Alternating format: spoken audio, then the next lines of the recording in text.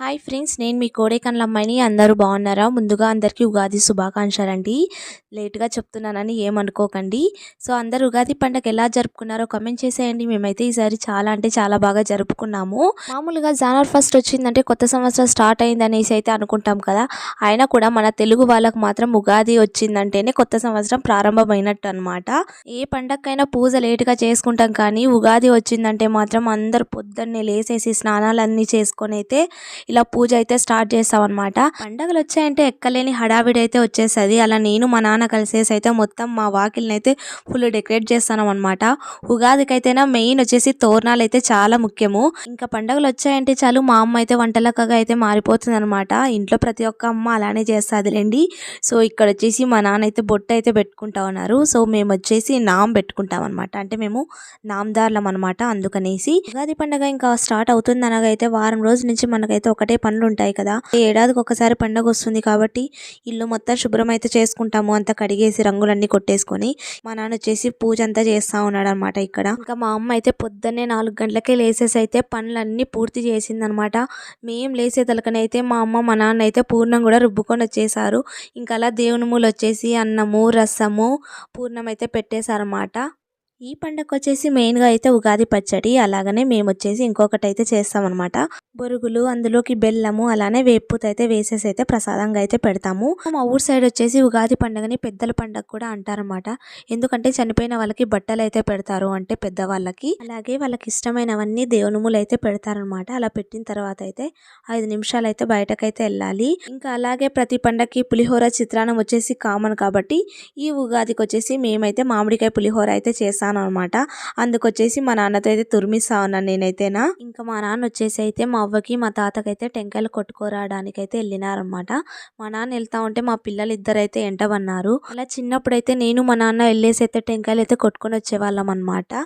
ఈ పండుగ వచ్చిందంటే చాలు పెద్దలందరికీ బట్టలు పెట్టేసి టెంకాయలు అయితే కొట్టుకొని అయితే వస్తారనమాట. ఈ ఉగాది పండగకైనా మీ కష్టాలన్నీ పోయేసి అయితే సంతోషంగా ఉండాలని మనస్ఫూర్తిగా అయితే కోరుకుంటా ఉన్నాను. అలా మా నాన్న అయితే వాళ్ళ అమ్మ వాళ్ళ నాన్నకైతే టెంకాయలు కొట్టడానికి అయితే వెళ్ళినాడనమాట. అలాగని వాళ్ళకి ఇష్టమైనవన్నీ తీసుకొని అయితే వెళ్తారు. ఉగాది పండుగ వచ్చిందంటే చాలు ఇంకా మా అవ్వ మా తాతకి టెంకాయలన్నీ కొట్టేసిన తర్వాత మా ఊర్లో ఉన్న ప్రతి ఒక్క దేవునికైతే టెంకాయలు అయితే కొట్టుకొని అయితే వస్తాం అనమాట. ఇంకా ఉగాది ముందు రోజు అయితే పరమటీరన్న స్వామికి అయితే వెళ్ళేసి అయితే అక్కడైతే టెంకాయలన్నీ కొట్టించుకొని అయితే వస్తారు. ఇంకా అలా మా అవ్వ మా తాతకి మొత్తం పూజలన్నీ చేసిన తర్వాత అయితే మా ఇంటి దేవునికైతే మా నాన్న ఎదురు పెట్టి టెంకాయలు అయితే కొడతా ఉన్నారనమాట. అదేంది పండగ పూట్ల కూడా గుడికి వెళ్ళేసి టెంకాయలు అయితే కొట్టించుకొని రావచ్చు కదా అని అంటారేమో. పల్లెటూర్లలో జీవితాలు ఎలా ఉంటాయంటే నేలంతా కష్టపడి ఏదో ఒక పండగ రోజు మాత్రమే వాళ్ళకి ఖాళీ అయితే దొరుకుతుందనమాట. మా ఇంట్లో వచ్చేసి మా అక్క వాళ్ళు ఇద్దరు పెళ్ళిళ్ళు చేసుకొని వాళ్ళ అత్త వాళ్ళ ఇంటికి అయితే వెళ్ళిపోయారనమాట. ఎప్పుడో ఇలా పండగలు వచ్చినప్పుడు అయితే మా ఇంటికి అయితే వస్తారు. లేక అక్క వాళ్ళ ఇంటికి వస్తే వాళ్ళతో టైం స్పెండ్ చేయాలనేసి ప్రతి ఒక్క పేరెంట్స్కి అయితే ఉంటుంది కదండి. దేవుణ్ణి మనం మంచి మనసుతో ఎక్కడి నుంచి ఆధారించినా కూడా దేవుని చల్లని చూపు మన మీద ఎప్పుడు ఉండే ఉంటుంది. చెప్పడం మర్చిపోయాను కదా, మా ఇంటి దేవుడు వచ్చేసి చెన్నరాయ స్వామి అనమాట. కొండల్లో ఉంటుందన్నమాట. చాలా అంటే చాలా బాగుంటుంది. నేను ఎప్పుడైనా అక్కడికి వెళ్తే మాత్రం ఖచ్చితంగా మీ అందరికీ అయితే చూపిస్తాను. అలా ఆవుల స్వామికి అలానే మా ఇంటి దేవునికి అయితే టెంకాయలు అయితే కొట్టుకొని అయితే మా నాన్న అయితే వచ్చినాడనమాట. అలా మా నాన్న అయితే ఎదురు పెట్టేసి అయితే చెన్నరాయ స్వామికి ఆవుల స్వామికి అయితే టెంకాయలు అయితే కొట్టేసుకొని అయితే వచ్చినారన్నమాట. ఈ పండగకి అయితే ప్రతి ఒక్కరు అలా చనిపోయిన వాళ్ళకైతే టెంకాయలు కొట్టేసి బట్టలు అయితే పెడతారు. ఇంకా అలాగనే మా ఊర్లో ఉన్న ప్రతి ఒక్క దేవునికి అయితే టెంకాయలు అయితే కొట్టించుకుంటాం అనమాట. ఇక్కడ వచ్చేసి అందరివి మళ్ళు అయితే ఉన్నాయన్నమాట. మళ్ళల్లో అయితే అప్పుడైతే వడ్లన్నీ పండించేవాళ్ళు. ఇప్పుడు సరిగా వర్షాలన్నీ తక్కువ అయ్యేసరికి అసలు ఎవరే కానీ వడ్లు అయితే అస్సలు పండియడం లేదనమాట.